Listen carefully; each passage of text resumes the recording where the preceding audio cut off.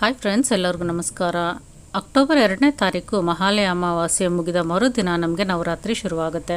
9 ದಿನಗಳು ನವ ದುರ್ಗೆಯರನ್ನು ಪೂಜಿಸುವ ಈ ಒಂದು ಹಬ್ಬ ಹೆಂಗಸರಿಗೆ ತುಂಬಾ ಒಂದು ವಿಶೇಷವಾದ ಹಬ್ಬ ಅಂತ ಹೇಳ್ಬೋದು.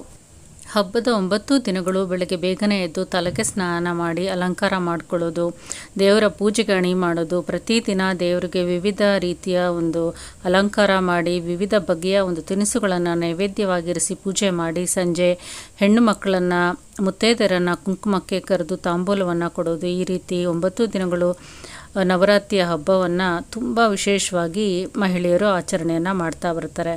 ಇದನ್ನು ನಾವು ಬೊಂಬೆ ಹಬ್ಬ ಅಥವಾ ಗೊಂಬೆ ಹಬ್ಬ, ದಸರಾ ಹಬ್ಬ ಅಂತಲೂ ಕರಿತೀವಿ. ಈ ಬೊಂಬೆ ಕೂರಿಸುವ ಇತಿಹಾಸ ಏನು ಅಂತ ನೋಡೋದಾದರೆ, ಇದು 18ನೇ ಶತಮಾನದಲ್ಲಿಯೇ ಮನೆಯಲ್ಲಿ ಗೊಂಬೆಗಳನ್ನು ಕೂರಿಸಿ ಒಂದು ಹಬ್ಬ ಆಚರಣೆ ಮಾಡುವ ವಿಧಿವಿಧಾನ ರೂಢಿಯಲ್ಲಿ ಬಂದಿದೆ ಅಂತ ಹೇಳ್ಬೋದು. ಈ ಗೊಂಬೆ ಇಡುವ ಪದ್ಧತಿ ಮೊದಲನೇದಾಗಿ ಮೈಸೂರು ಪ್ರಾಂತ್ಯದಿಂದ ಶುರುವಾಗುತ್ತೆ. ವಿಜಯದಶಮಿ ಆಯುಧ ಪೂಜೆಯನ್ನು ಒಂದು ತಾಯಿ ಚಾಮುಂಡೇಶ್ವರಿಯ ಒಂದು ಮೆರವಣಿಗೆ ಮುಖಾಂತರ ಅಥವಾ ಪೂಜಾ ವಿಧಿವಿಧಾನದ ಮುಖಾಂತರ ಮೈಸೂರು ಮಹಾರಾಜರು ತುಂಬ ವಿಜೃಂಭಣೆಯಿಂದ ಆಚರಣೆ ಮಾಡ್ತಾ ಬರ್ತಿರ್ತಾರೆ. ಅದರ ಒಂದು ಅನುಕರಣೆಯಾಗಿ ಮೈಸೂರು ಪ್ರಾಂತ್ಯದ ಜನರು ಮನೆಯಲ್ಲಿ ಗೊಂಬೆಗಳನ್ನು ಇಟ್ಟು ದಸರಾ ಗೊಂಬೆಗಳನ್ನು ಅಲಂಕಾರ ಮಾಡಿ ಪೂಜೆಯನ್ನು ಮಾಡುವ ರೂಢಿಯನ್ನು ಮೈಸೂರು ಪ್ರಾಂತ್ಯದಿಂದ ಶುರು ಮಾಡ್ಕೊಂಡಿರ್ತಾರೆ. ಬೊಂಬೆ ಇಡುವ ಪದ್ಧತಿ ಮೈಸೂರು ಒಡೆಯರ ಕಾಲದಿಂದಲೂ ಹುಟ್ಟಿಕೊಂಡಿದೆ ಅಂತ ಹೇಳ್ಬೋದು. ಗೊಂಬೆಗಳನ್ನು ಕೂರಿಸ್ಬೇಕಾದ್ರೂ ಸಹ ಒಂದು ಥೀಮ್ ಅಥವಾ ಒಂದು ಹಿನ್ನೆಲೆ ಅಂತ ಮಾಡಿಕೊಂಡು ಆ ಪ್ರಕಾರವಾಗಿ ಗೊಂಬೆಗಳನ್ನು ಕೂರಿಸ್ತಾರೆ. ಕೃಷ್ಣಾವತಾರ ಆಗಿರ್ಬೋದು, ವಿಷ್ಣುವತಾರ ಆಗಿರ್ಬೋದು, ರಾಮಾಯಣ ಮಹಾಭಾರತ ಥೀಮ್ಗಳನ್ನು ಅನುಸರಿಸಿ ಆಯಾ ಬೊಂಬೆಗಳನ್ನು ಕೂರಿಸಿ ನಮ್ಮ ಒಂದು ಇತಿಹಾಸವನ್ನು, ನಮ್ಮ ಒಂದು ಟ್ರೆಡಿಷನನ್ನು ಬಿಂಬಿಸುವ ಪ್ರಯತ್ನವನ್ನು ಸಹ ಮಾಡ್ತಾರೆ. ಗೊಂಬೆಗಳನ್ನು ಕೂರಿಸೋದಕ್ಕೆ ಪದ್ಧತಿ ಇರಲೇಬೇಕು ಅಂತ ಇಲ್ಲ. ಯಾರು 9 ದಿನಗಳು ದುರ್ಗೆಯ ಪೂಜೆ ಮಾಡ್ತಾರೋ ಅವರು ಪ್ರತಿಯೊಬ್ಬರು ಮನೆಯಲ್ಲಿ ಗೊಂಬೆಗಳನ್ನು ಕೂರಿಸಿ ಮಧ್ಯದಲ್ಲಿ ಕಳಶ ಸ್ಥಾಪನೆ ಮಾಡಿಕೊಂಡು ಪೂಜೆಯನ್ನು ಸಲ್ಲಿಸ್ಬೋದು.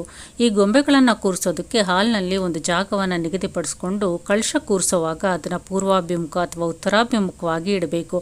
ಆ ರೀತಿ ಜಾಗವನ್ನು ನೀವು ನೋಡಿಕೊಂಡು ಆ ಜಾಗವನ್ನು ಹಿಂದಿನ ದಿನವೇ ಶುದ್ಧಿ ಮಾಡಿಕೊಂಡು ಮನೆಯೆಲ್ಲ ಶುದ್ಧಿ ಮಾಡಿಕೊಂಡು ದೇವ್ರ ಮನೆಯೆಲ್ಲ ಒಂದು ಫೋಟೋ ವಿಗ್ರಹಗಳನ್ನು ಕ್ಲೀನ್ ಮಾಡಿಕೊಂಡು ಅರಿಶಿನ ಕುಂಕುಮದಿಂದ ಒಂದು ಅಲಂಕಾರವನ್ನು ಮಾಡಿಕೊಂಡಿರಬೇಕು. ನೀವು ಗೊಂಬೆ ಕೂರಿಸ್ಬೇಕಾದ್ರೆ 3 ಸ್ಟೆಪ್ಪು, 5 ಸ್ಟೆಪ್ಪು, 7 ಸ್ಟೆಪ್ಪು, 9 ಸ್ಟೆಪ್ಪು ಆ ರೀತಿ ನೀವು ಬೊಂಬೆಗಳನ್ನು ಕೂರಿಸ್ಬೋದು.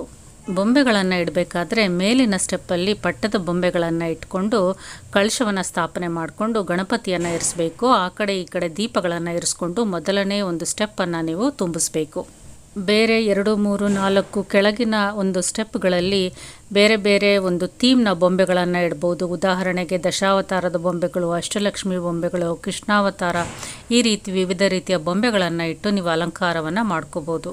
ಪ್ರತಿ ವರ್ಷ ಗೊಂಬೆಗಳನ್ನು ಇಡುವ ಪದ್ಧತಿ ಇರುವಂಥವರು ವರ್ಷಕ್ಕೆ ಹೊಸ ಬೊಂಬೆಗಳನ್ನು ಖರೀದಿಸಿ ಹಳೆಯ ಗೊಂಬೆಗಳ ಜೊತೆಗೆ ಗೊಂಬೆಗಳನ್ನು ಅಲಂಕಾರ ಮಾಡಿ ಪೂಜೆಯನ್ನು ನೆರವೇರಿಸ್ತಾರೆ. ಬೊಂಬೆ ಇಡುವಂಥವ್ರು ಹಿಂದಿನ ದಿನವೇ ನೀವು ಒಂದು ಸ್ಟೆಪ್ಗಳನ್ನು ರೆಡಿ ಮಾಡಿಕೊಂಡು ಬೊಂಬೆಗಳನ್ನು ಕೂರಿಸ್ಕೊಂಡು ಇನ್ನು ನವರಾತ್ರಿಯ ಮೊದಲ ದಿನ ಬೆಳಗ್ಗೆ ಬೇಗನೆ ಎದ್ದು ತಲೆಗೆ ಸ್ನಾನ ಮಾಡಿಕೊಂಡು ಶುಭ್ರವಾದ ಸೀರೆಯನ್ನು ಉಟ್ಕೊಂಡು ಬೆಳಗ್ಗೆ ಪೂಜೆಗೆ ರೆಡಿ ಮಾಡಿಕೊಂಡು ಕಳಶ ಸ್ಥಾಪನೆಯನ್ನು ಮಾಡ್ಕೋಬೋದು. ಕಳಶ ಸ್ಥಾಪನೆ ನೀವು ವರಮಹಾಲಕ್ಷ್ಮಿಗೆ ಹೇಗೆ ಮಾಡ್ಕೋತೀರೋ ಅದೇ ರೀತಿ ಸರಳವಾಗಿ ಮಾಡ್ಕೋಬೋದು. ಕೆಳಗಡೆ ಒಂದು ಪೀಠವನ್ನು ಇಟ್ಕೊಂಡು ಅದ್ರ ಮೇಲೆ ಅಷ್ಟದಳದ ರಂಗೋಲಿಯನ್ನು ಹಾಕ್ಕೊಂಡು ಒಂದು ತಟ್ಟೆ ಮೇಲೆ ಅಥವಾ ಒಂದು ಬಾಳೆ ಎಲೆ ಮೇಲೆ ಅಕ್ಕಿಯನ್ನು ಹಾಕ್ಕೊಳ್ಳಿ. 5 ಇಡಿ ಅಕ್ಕಿಯನ್ನು ಹಾಕ್ಕೊಂಡು ಅದ್ರ ಮೇಲೆ ಸ್ವಸ್ತಿಕ್ ಅಥವಾ ಓಂ ಅಂತ ಬರ್ಕೊಂಡು ಸ್ವಲ್ಪ ಅರಿಶಿನ ಕುಂಕುಮ ಹಾಕಿ ಅದ್ರ ಮೇಲೆ ಕಳಶದ ಚಂಬನ್ನು ಇಟ್ಕೊಂಡು ಕಳಶ ಸ್ಥಾಪನೆಯನ್ನು ಮಾಡಬೇಕು.